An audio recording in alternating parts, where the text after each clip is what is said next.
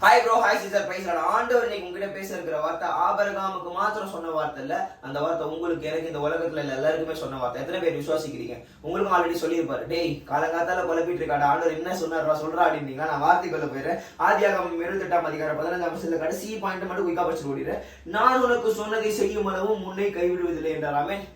ஒருவேளை ஆண்டவர் எனக்கு எதுவுமே சொல்லலன்ற ஒரு எண்ணம் ஏக்கம் உங்களுக்குள்ள இருந்ததுன்னா இன்னும் நீங்க வேதத்தை சரியா படிக்கலன்னு அர்த்தம். ஓகே, வேதத்தை ஃபுல்லா படிச்சீங்கன்னா உன்னை அதிசயங்களை காண பண்ணுவேன், உன்னை மேன்மையாக வைப்பேன், உன்னை உயர்த்துவேன், உன்னை பாதுகாப்பேன், உன்னை பலப்படுத்துவேன், இந்த மாதிரி அநேக காரியங்களை வேதத்தை சொல்லியிருக்காரு. Okay, if you are believe all the words, அது எல்லாமே அவர் நமக்கு சொன்னதா. அவர் நமக்கு சொன்னதை கண்டிப்பா செய்வாரு. இன்ன வரைக்கும் எனக்கும் செஞ்சுட்டு தான் இருக்காரு, நிறைய பேருக்கு செஞ்சுட்டு தான் இருக்காரு.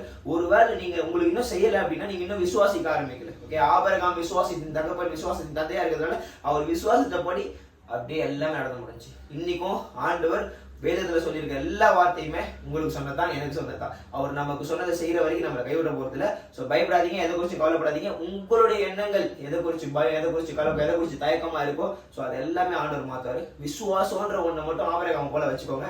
உங்களுக்கு சொன்னதை செய்யற வரைக்கும் கைவிடுறதுல. உங்களுக்கு சொன்னது வேதத்துல இருக்கு, வேதத்தையும் படிச்சு சோ நன்மையான காரியங்களை பெற்றுக்கொள்ளுங்க. கர்த்தருக்கு ஸ்தோத்திரம். ஆமென். அல்லேலூயா. Love you.